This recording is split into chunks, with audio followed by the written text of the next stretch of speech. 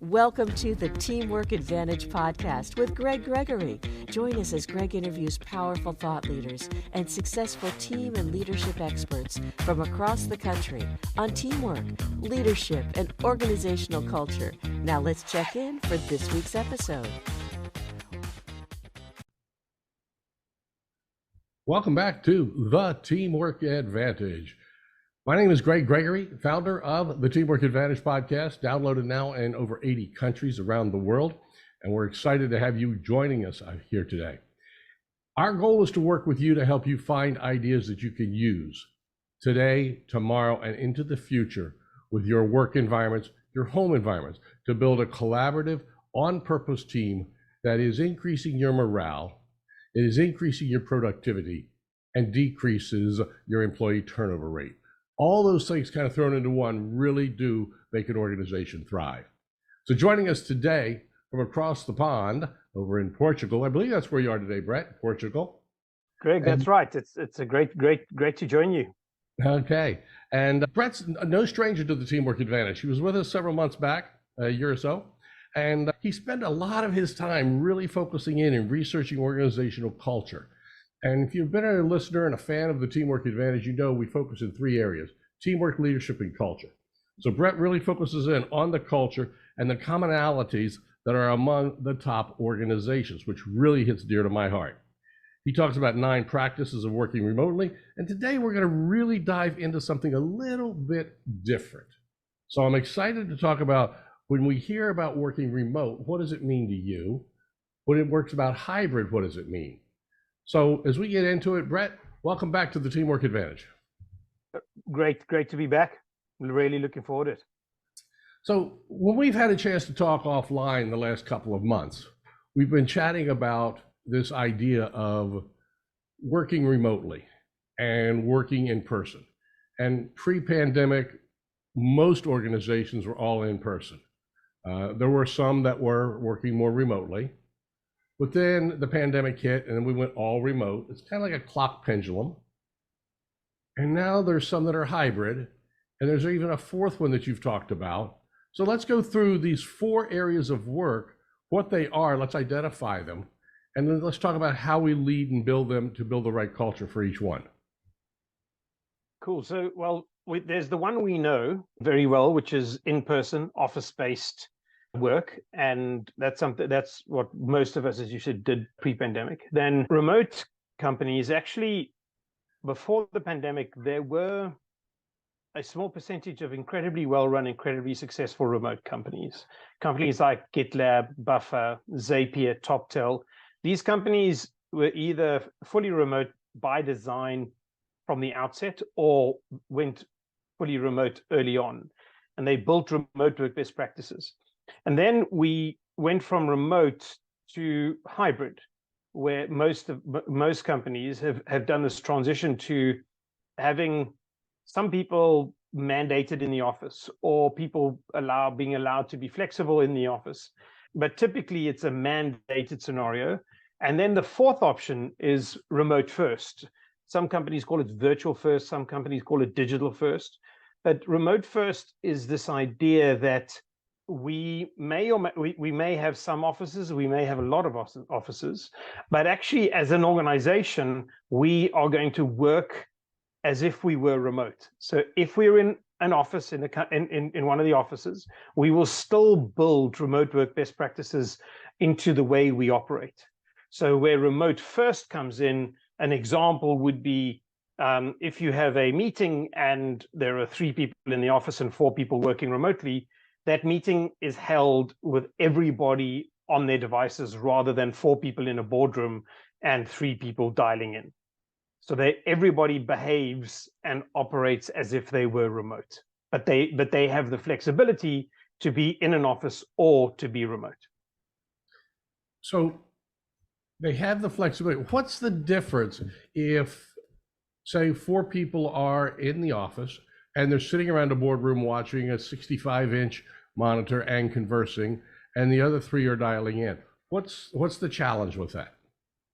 what typically happens is you end up with a second-class citizen status, because the people in the office are reading body language. They are communicating beyond verbal communication often, and there is often a joke that may happen in the office, or there's some sort of interaction that the people who are dialing in, who are on their laptops, don't experience and don't get.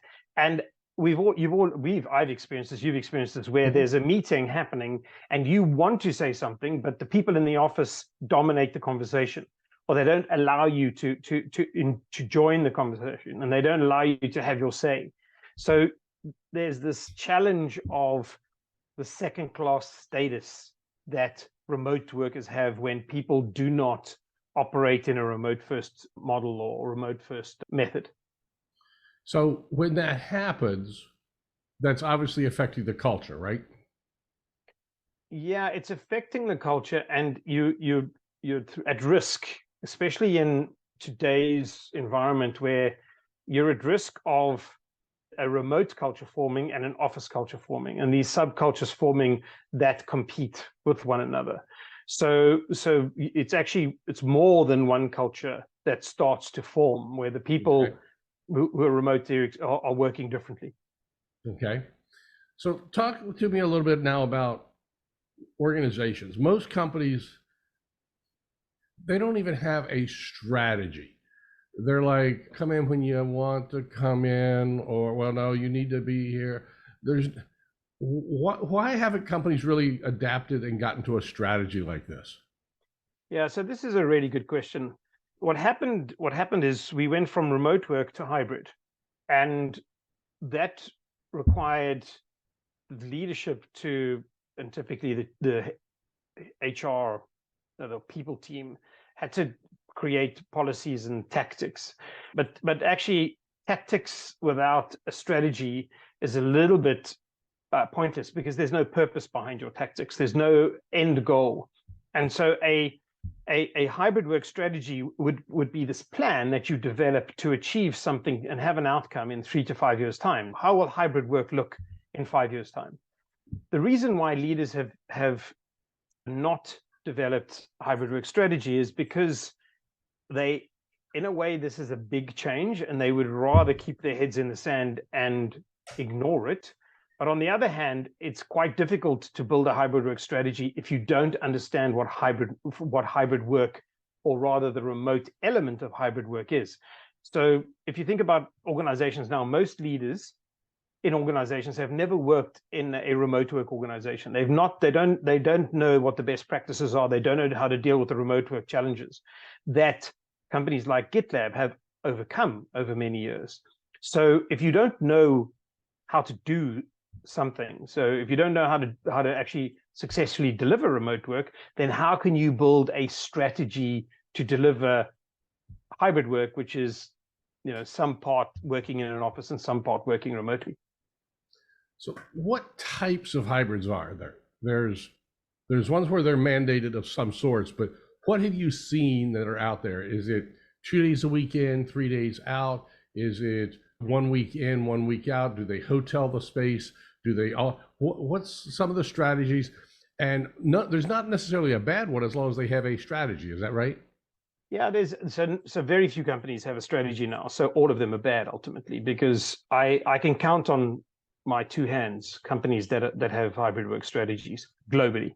There literally is a lack of strategy when it comes to hybrid working, and actually what we're talking about here is policies or tactics. So our policy is 2 days a week, and I'm seeing quite different solutions. So some companies are trying to be 3 or 4 days in the office because their leadership can't deal with the lack of power and the lack of effectiveness of remote working and remote work leadership. Yeah. And then others I like are going the lack other of way. power. Yeah, it's funny actually. There's a research study done by Georgia Southern University before the pandemic, and they took 110 teams, 4 people in each team, and they said, go work in an office and choose your leader. They took 110 teams of 4 people in each team, and they said, go work remotely and choose your leader. And the office-based leaders were charismatic, hierarchical, vocal, and the remote leaders were coaches, mentors, facilitators, project managers. Completely different leadership styles. And actually, the charismatic leaders are the ones who are struggling to lead now because charisma isn't as effective in this digital environment. And that's why a lot of leaders want to get back in, because their charisma isn't as effective. Interesting. So when you have the remote environment, the project managers, the more introverted style of leader, when they have to come in, do they struggle with the in-person side of it then as well?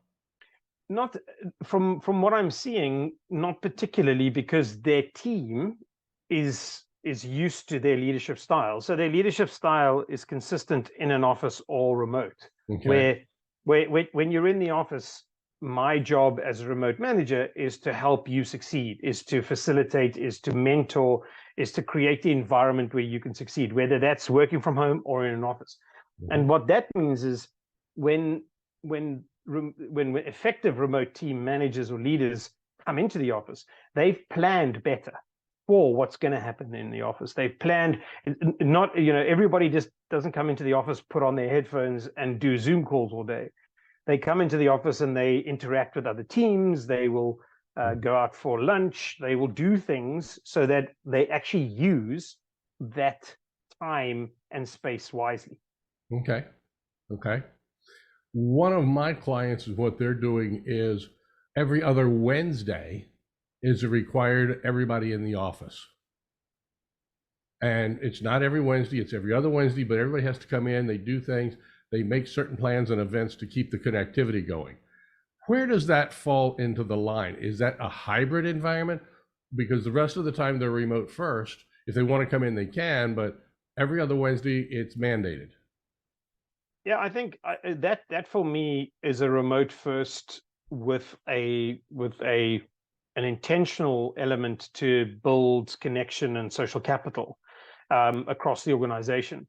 And many companies are concerned about social capital. Social capital is the value I get from knowing somebody. So I can reach out to Bob in sales, and Bob, we have social capital because we met in the hallway, or we got a coffee together with Lucy, and so we have some social capital, and it's easier for me to reach out to Bob, and Bob is likely to help me. But if I don't know who Bob is and I don't know what Bob is, it's much harder for me. There's this friction in the system. And so I think your client, that intentionality about building social connection, social capital, and culture, I would assume, is good. But actually, the important thing is not to focus on culture in the office, because culture happens all the time. Culture happens when your people are remote. So you need to build a remote first culture. You need to build a culture that works, that is consistent, no matter where people are working. Okay.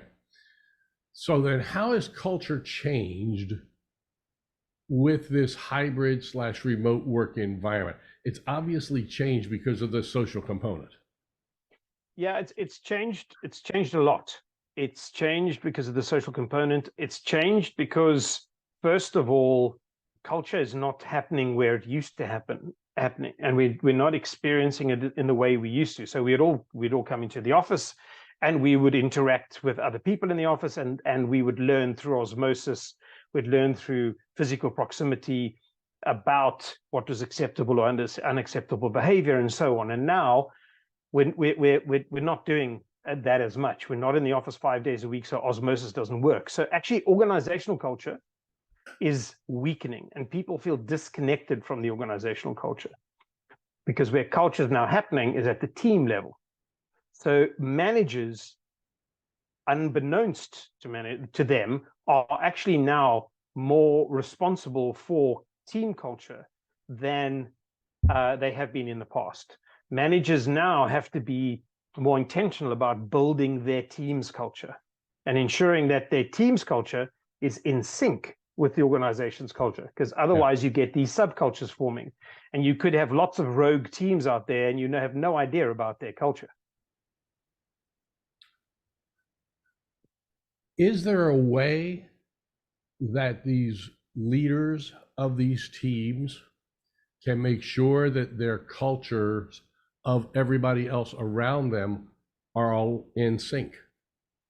Yes, there is. So the companies that are thinking about this and doing some interesting stuff are thinking about, we have values, but what do our values mean? Our values, so the companies that do culture the best define the behaviors associated with their values. So they take their values and they say, what does this mean? How do we demonstrate it? And they document that.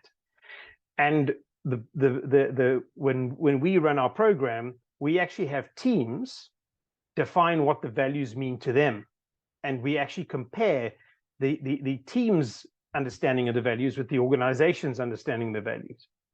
And so you're able to then go and say, okay, the team is kind of aligned, but we need to give that team manager some tools to align their team a little bit better.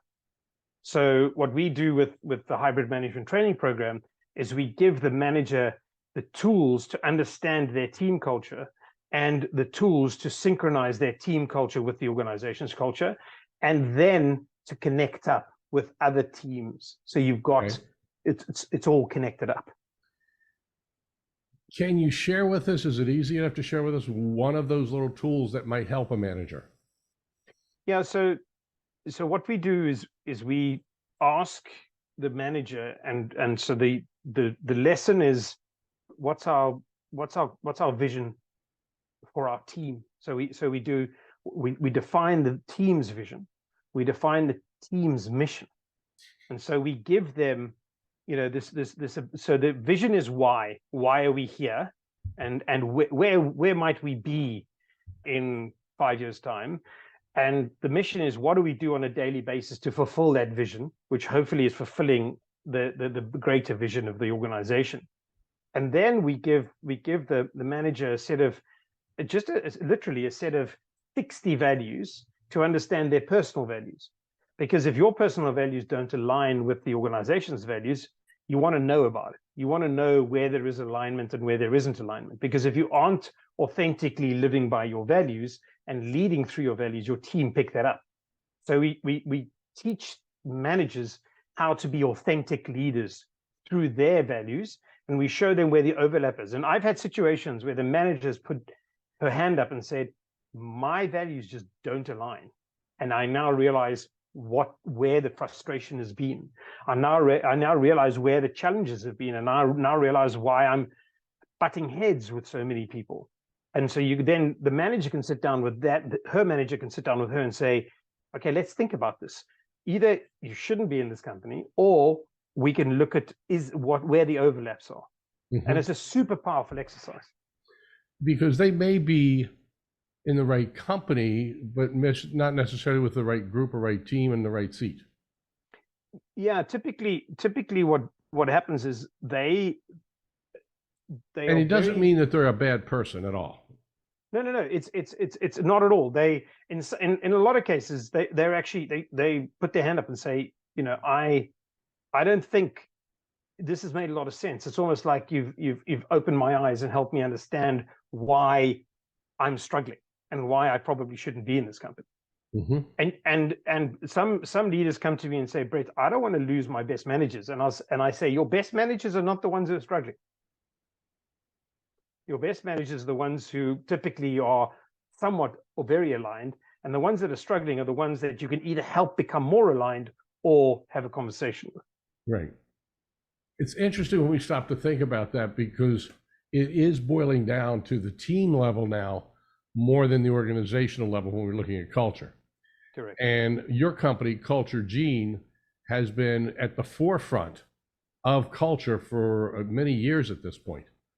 And have you seen how rapidly, I should say, has this transitioned from a large organizational culture to a more team culture base?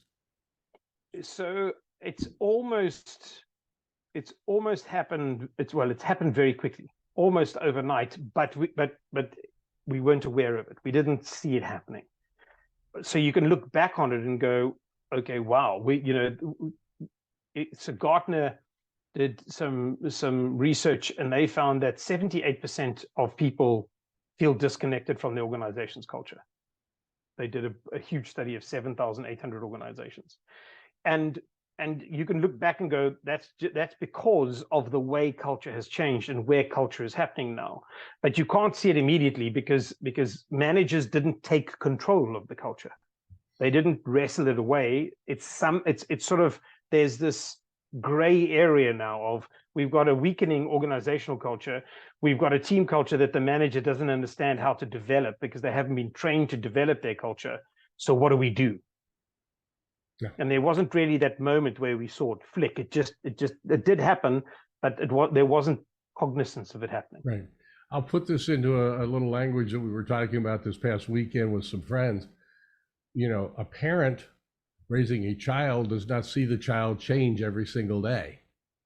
But a grandparent who comes in every 6 or 8 months sees that drastic change. Yeah. And it's the same concept there when you're so close to something. Sometimes, you know, you got to remove that sense of familiarity. The greatest leaders sometimes are not necessarily the people that are closest to the situation. They need to bring something in and let that be observed. Am I on the right path with that thought? Yeah, you're absolutely right. It's a very good, it's a brilliant analogy of the parent and the grandparent. You and sometimes you see it over 3 weeks. You see that change happen yeah. quite quickly if that change is that radical. But in an organization like this, what happens is the organizational culture started off stronger, and then slowly mm-hmm. the strength slowly diminished. Right. But at the team level, managers don't really know what to do about it. So it's almost like nobody's grabbed the ball here. Yeah. It goes back, they don't know what they don't know.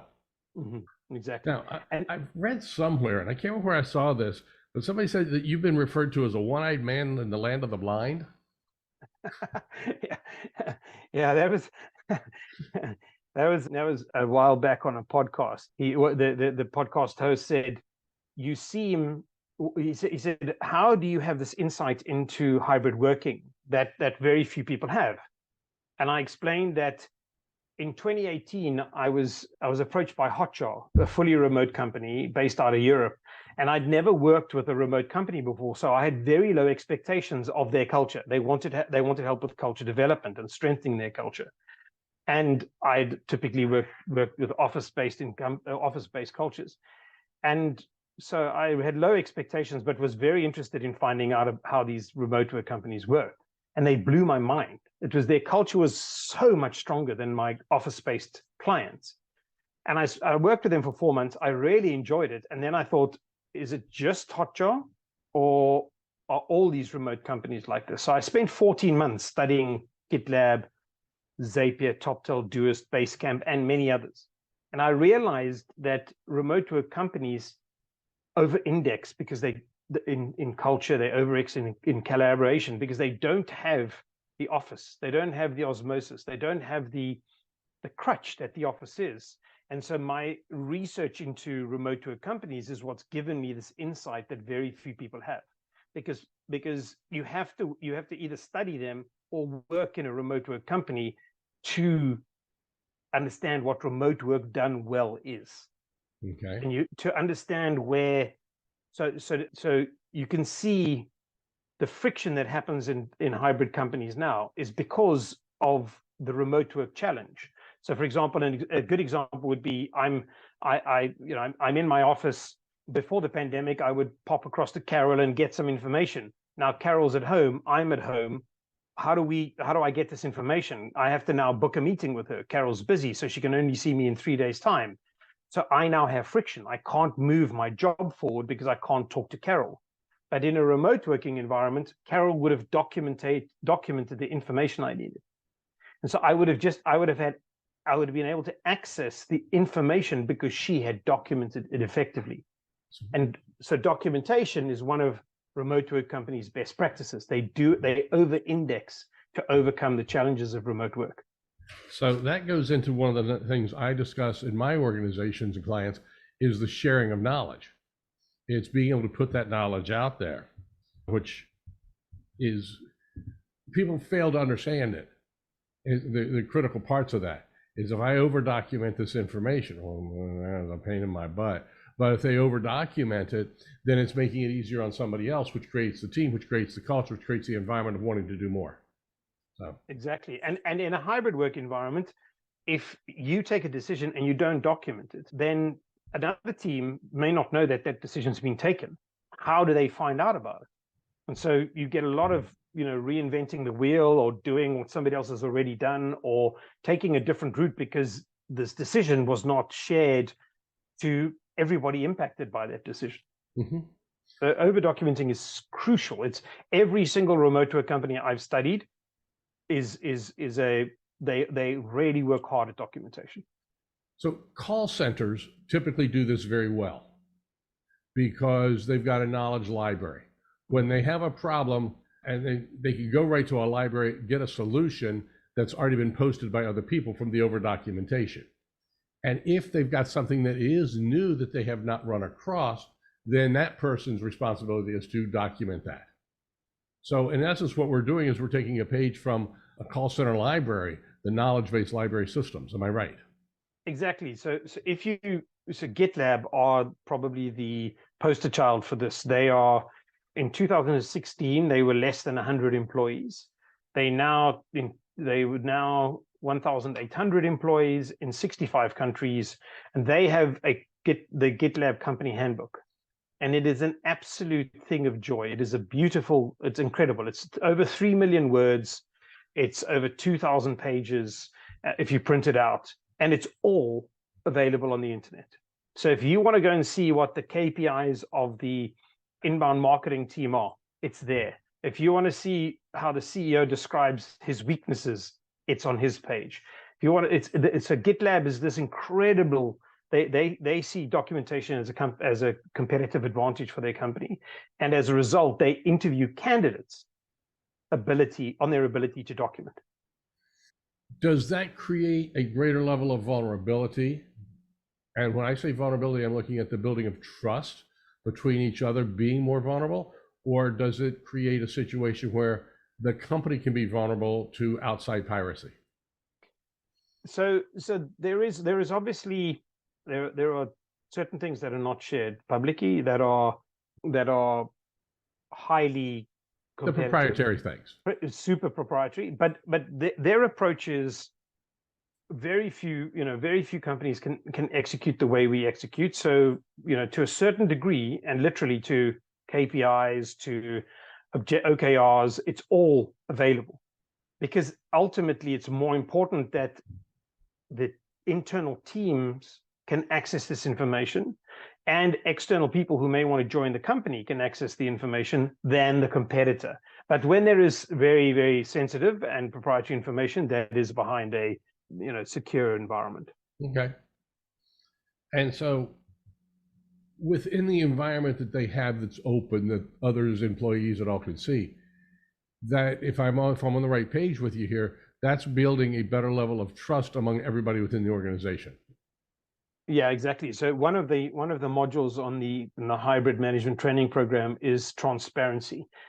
And once again, every single remote work company I've studied defaults towards transparency. Some of them extremely so, and others not as extreme. So in the case of Buffer, if you want to know the CEO's salary or anybody's salary in Buffer, you can go to buffer.com and you can find everybody's salary and the exact calculation for how everybody's salary is calculated.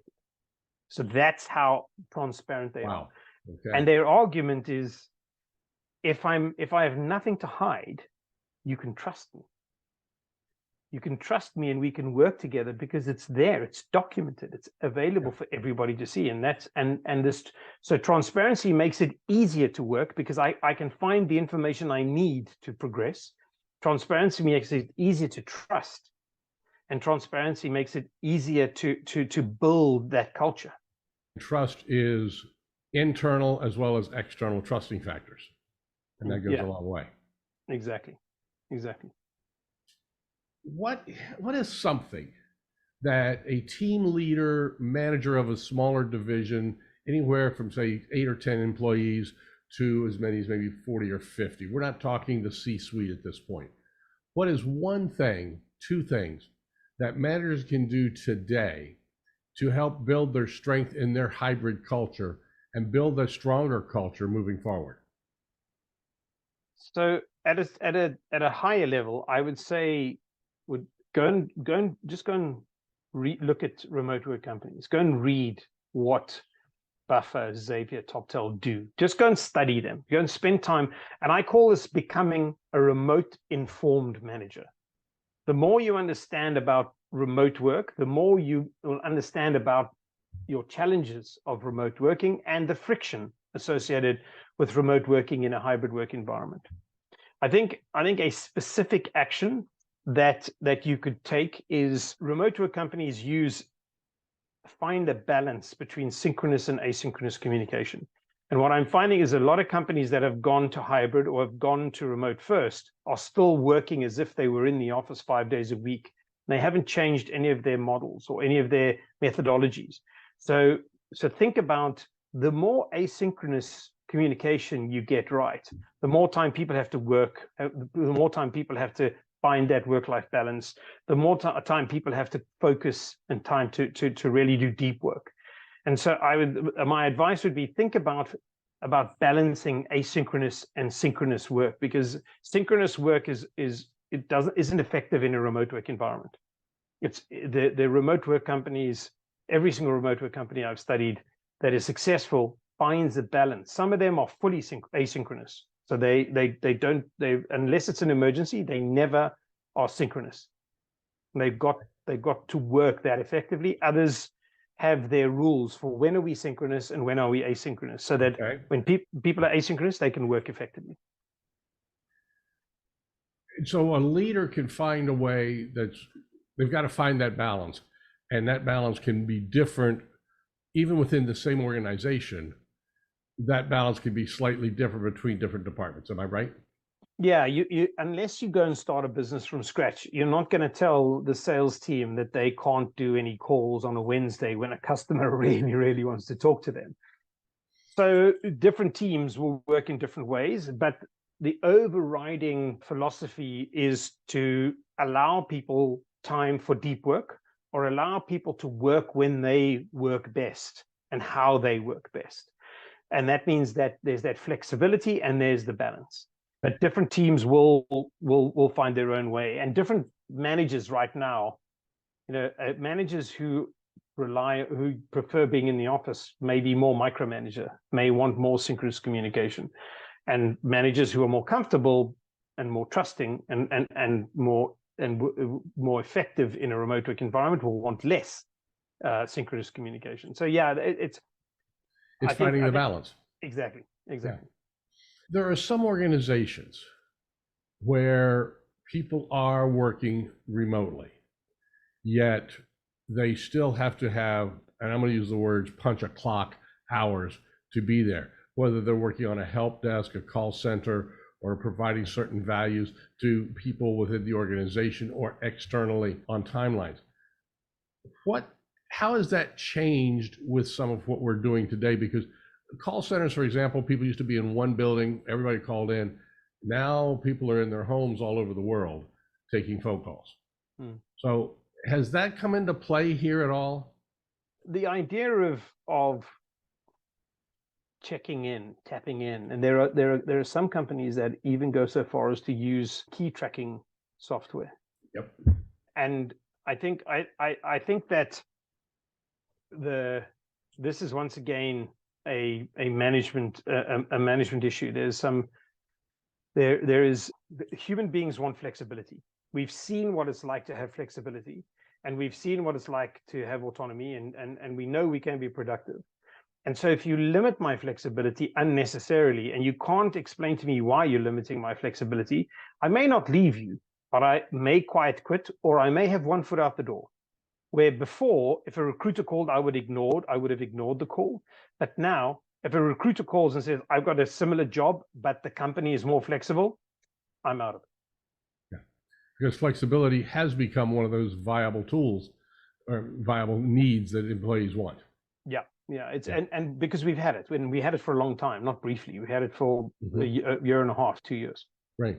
And what's happening is because some companies are now pressuring employees to come back to work, are we going to see another round of quiet quitting?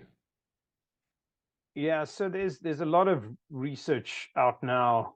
I don't remember who did it, whether it's Stanford or, but actually there's research that shows that this return to office drive is the result of a dominant, powerful male CEO and these companies that they just had a bad quarter. And so there is this mix of things that you can actually see, and there is no proof that returning to the office means that there's no increased productivity. But I think that some organizations and the way they've hired and built their culture should be in the office, and that's fine as long as you know what the downsides of that is, and you know how to hire people for that culture. No problem. It's absolutely right. But if you have 30 or 40% of people that want the flexibility and they are good candidates for other roles, I think over the next 2 or 3 or 4 years we're going to see lots of companies lose good people and not be able to recruit good people back. Wow. That's kind of fascinating to think about what's coming down the road when we look at that. Is there an advantage to being fully remote versus being remote first? There is. I think the advantage of having one way of working. When you're remote first, you have an office and people can be in the office, so you have an office way of working and you have a remote way of working. But a remote, fully remote organization is dealing with one way of working, and I think culturally it's easy to build, it's easy to manage.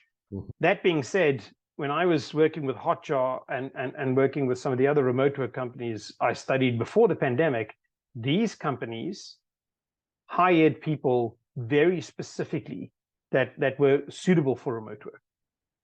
They didn't hire people who wanted to be in remote work.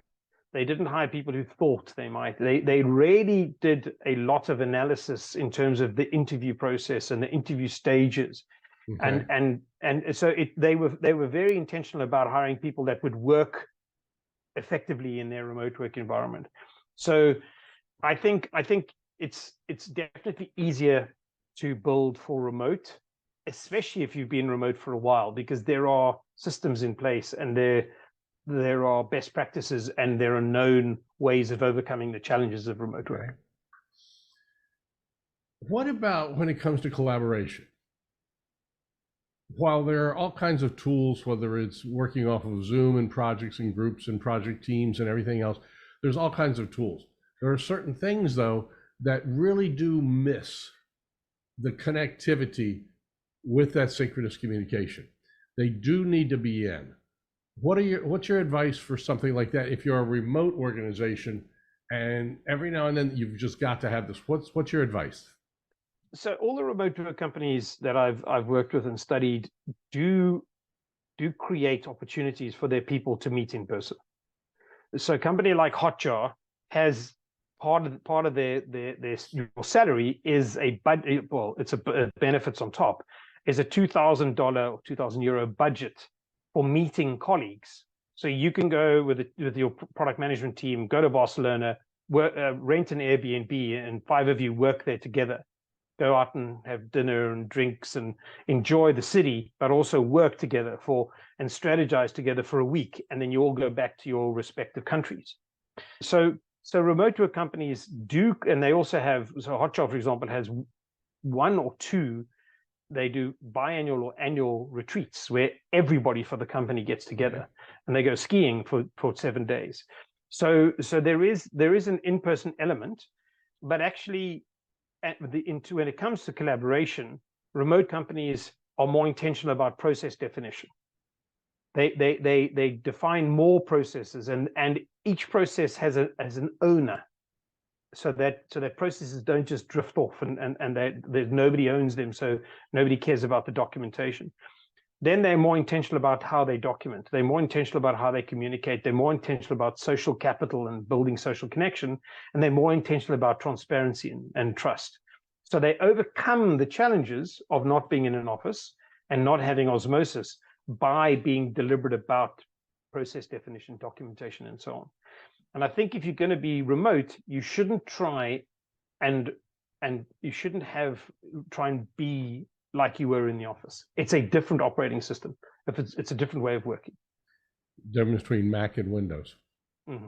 One way to look at it. Mm-hmm. Accomplishing some of the same things, but just doing it in a different manner. Different way. Yeah. Yeah. Wow. What's the challenge today? If I'm coming into a new company and I want to be a good employee, I want to join the culture, or if I'm starting a new team, what's the challenge that's really facing people today? Well, how long is a piece of string? The challenge is leaders don't understand the remote element of hybrid work. So they don't understand hybrid work. So okay. they don't realize that they should be building and solving for some of these challenges that are slowly but surely wearing people away. It's this friction that I was mentioning. Mm-hmm. That is really the big challenge. Okay. Hybrid work is this huge transformation. It's this huge disruption. Why is there no, as we were talking about earlier, why is there no strategy for hybrid work in most companies? Because they don't know how to do it. Okay.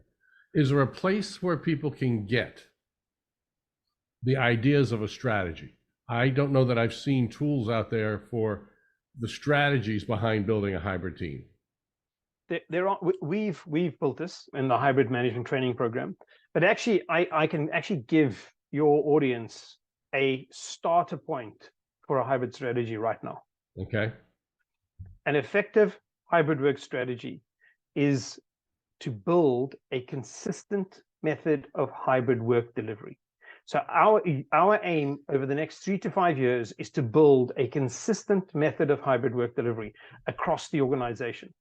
That means every team is delivering in the same way. And once we have that, we can measure them, we can evaluate them, we can train them, they've got systems and structures within which to work to deliver effectively. That's the starter point for every single company's hybrid work strategy: consistency. It should be consistent method of hybrid work delivery and consistent hybrid culture. No matter where anybody works, they experience the same culture. Okay.